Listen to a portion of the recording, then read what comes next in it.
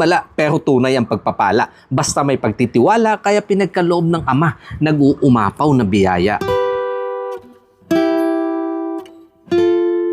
Inumpisahan ng umaga sa isang maliit na salo-salo upang ganahan ang katawan sa mga susunod na kaganapan at mas naging makabuluhan sa pagdating ng mga kaibigan na laging andyan. Tahanan na dating 4 ang laman, eto na, paparating pa ang isa bunga sa pagkahilig na bat and ball ng baka.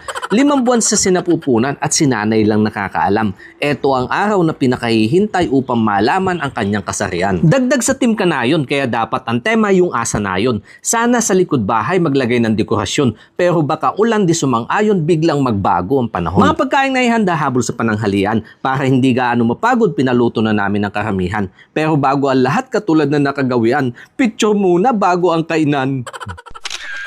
Dito ko na din sasamantalahin ang pagkakataon upang makapagpasalamat sa mga kaibigan. Simpleng okasyon na puno ng di makakalimutang alaala dahil sa inyong pinadama. Higit sa Diyos Ama, eto ang patunay na walang himala pero tunay ang pagpapala basta may pagtitiwala. Inilapit namin dasal ipinagkaloob nag-uumapaw na biyaya. Nandito tayo, kinakanayon para mag-gender reveal. Okay. Sinong Team Blue dyan? Sinong Team Blue? Team Pink! Team Pink! Alright! Dito natin! Alright, excited na ba? Okay! Ready? 3, 2, 1!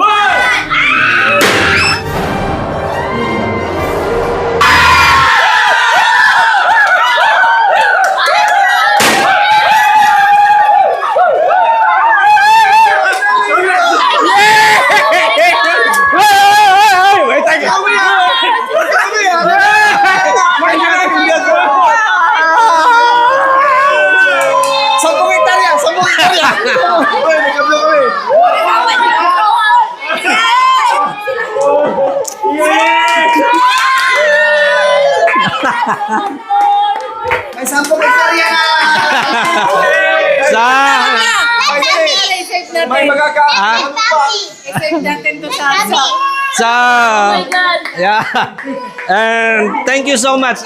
Dahil siyempre sa surprise na to, na ang lakas po ng dating sa akin, especially nga sa blessing na binigay sa amin ng Panginoon. Ito po yung pinagdadasal namin. So lahat ng mga baby namin is all planned. Planado talaga sa date, kung ano yung labas nila, kung kailan po namin sila ginawa. And siyempre, to make it possible, ang isa pong nakakatat sa akin, yung mga mukha po nito, mga tao to sa likod ng camera.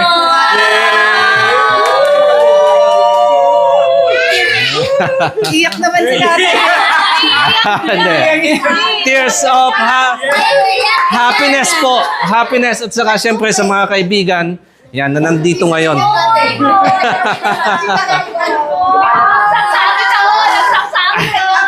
Maraming salamat po, mga kanayon. Yan.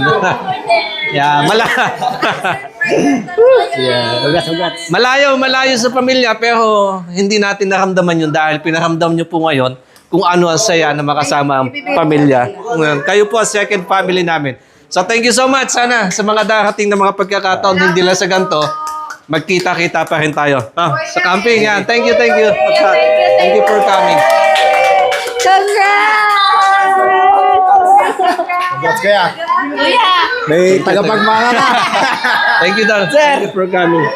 Nagulat si baby. Ay, sorry, baby. Nagulat siya.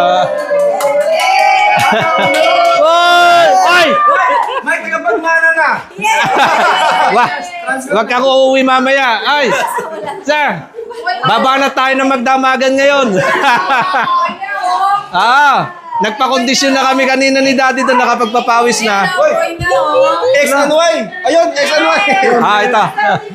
Katunayan. Male. Yan po yung resulta ng... Kami nakaslot min, ha? Maraming salamat po mga kanay. Yes! Success! Grabe, na-shock ka na. Congratulations, Kanayon. Congratulations. May tagapagmana na. Tatay! Itabi mo na yung lupa namin dyan sa Mindo. Eto na, susunod na tagapagmana. Tuloy ang selebrasyon kaya mga pagkain binuksan sa isang pambihirang pagkakataon. Mapawi na nararamdamang gutom. Umaga hanggang inumaga ang okasyon dahil andito na dasal ng kanayon. Napakabuti niyo po sa patuloy na pagpapakapalang po ay nagkakalo po sa amin.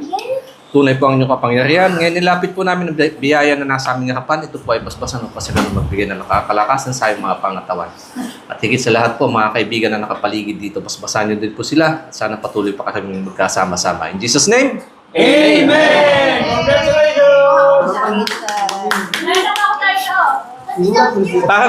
parang hindi ako ginuto. Parang Masaya mo, no? napapatagay na agad ako. Sabi nga niya, walang uuwi, ha? Busugin na tiyan dahil wala nang uwian. Saya halos walang mapaglagyan. Eto ay napunan ng mga kaibigan. Lungkot na pakiramdam na malayo sa mga kamag-anakan at sa inyo mga kanayon na kung saan pinaguhugutan ko ng inspirasyon. Maraming salamat po. Sa likod na nagpatuloy ng bandang hapon, bit-bit ang mga kahon, kwentuhan na may iba't ibang reaksyon, nakisama pa ang panahon, biyaya sa kanayon nagparamdam ang ambon, hanggang sa huling bigkas ibinabalik ko ang pasasalamat. Ako ang patotoo sa pagmamahal ng Panginoon. Okay na, parang ganda ng lumpia niya ngayon. Hindi ba na ba?